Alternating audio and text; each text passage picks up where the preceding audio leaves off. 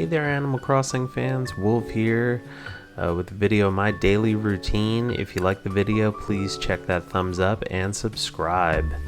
So one of the first things I like to do when I get out of my house is check the mail. You may have something from your mom, your neighbors. Just get that right out of there first thing. Then we're going to go over to mine. You may see my character do things a little out of order from what I'm describing, but keep in mind along the way to look for balloons floating in the sky and shoot them down. Second thing you want to be doing is mining your rocks and fossils.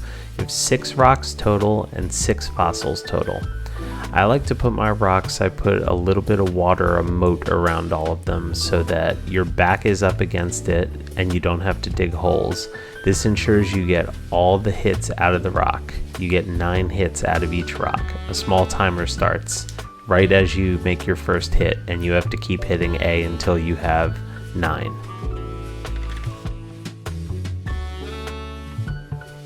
Keep in mind one of your rocks is going to contain precious bells.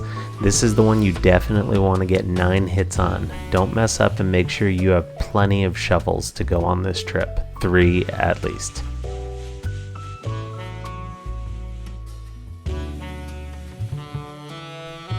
While you're on your mining journey, keep a lookout for that little gold speck on the ground. If you dig a hole, you can then bury 10,000 bells in the hole. A money tree will grow within 3 days, and you can get 30,000 bells in return for it, which checks off number 3.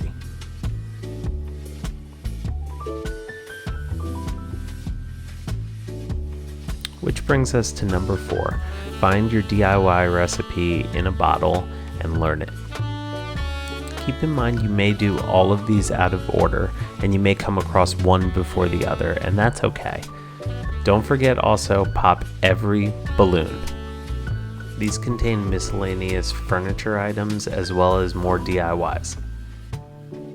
This is the part where I'm sorry to say I spent an exorbitant time running around my island looking for my 6th and final fossil. You might want to give up after 10 minutes. But quitters never win. After all your mining is complete, make your way over to Blathers in the museum. This is where you can assess your fossils. Don't forget to donate fossils, fish, bugs, as well as paintings you've picked up. Any fossils that he won't take that are duplicates, make sure to save. I have something for you later to do with those.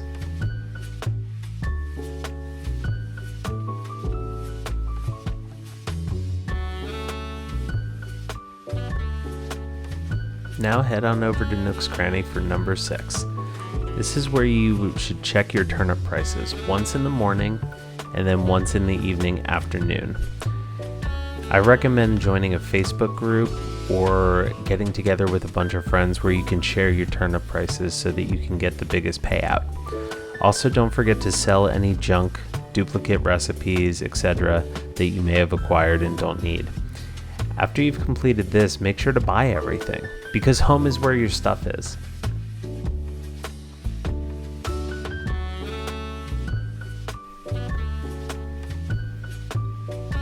After that, make sure you head on over to Able Sisters.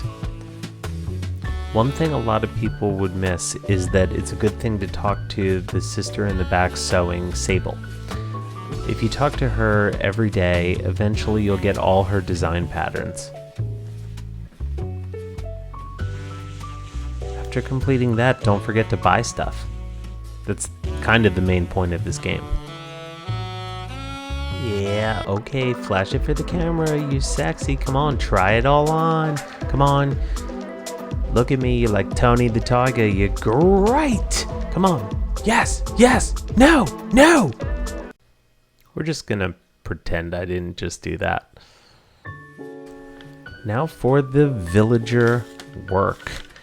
It is very important that you talk to all of your villagers every day so you can become their friend. Now remember when I told you to hold on to those duplicate fossils? I had a good point. What you can do is wrap each of those up like I have with wrapping paper and give them to your villagers until you're best friends. and you can change their catchphrase. Each fossil goes in the Nook shop for approximately 2,500 bells. So with that high ticket item, you're guaranteed to get something back from every villager you give it to.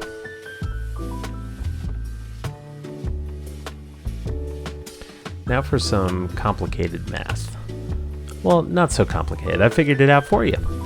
You can also be getting DIYs from all your villagers depending on their personality type. So you want to have one of each type of personality of villager. Each personality gives different DIYs. There are 8 personality types in Animal Crossing's New Horizons: lazy, jock, cranky, smug, big sister, normal, peppy, and snooty. Some of your villagers are at home. The ones at home can give 3 to 4 DIYs per day. The reason I say that is because from the time you get your first DIY, a 3-hour timer starts and your next one won't be available for 3 hours.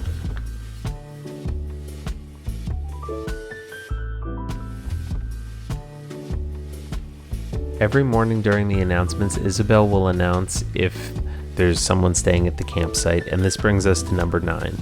Visit your campsite. This is a good way to get a new villager on your island if you're missing a personality type, but keep in mind they do replace a random one that's chosen, and you can't choose who leaves your island. I'm never ever letting them replace Judy. Number 10, make sure to speak to the special character that's visiting your island that day. Mine was KK because this was done on a Saturday. But no matter how annoying they are, make sure to do their task if you're a completionist and you want to get all the DIYs and items that you can from them.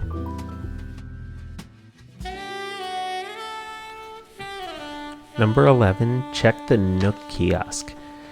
You get awarded bonus miles every day for consecutive days, up to 7 days, and I believe 300 points at max per day that you can get to spend on various items. Number 12, make sure you visit a friend's island. You can then go to their stores and do the same thing you did on your island, except get more stuff every day. The whole game's about getting stuff. Like I said, you also get bonus miles when you return.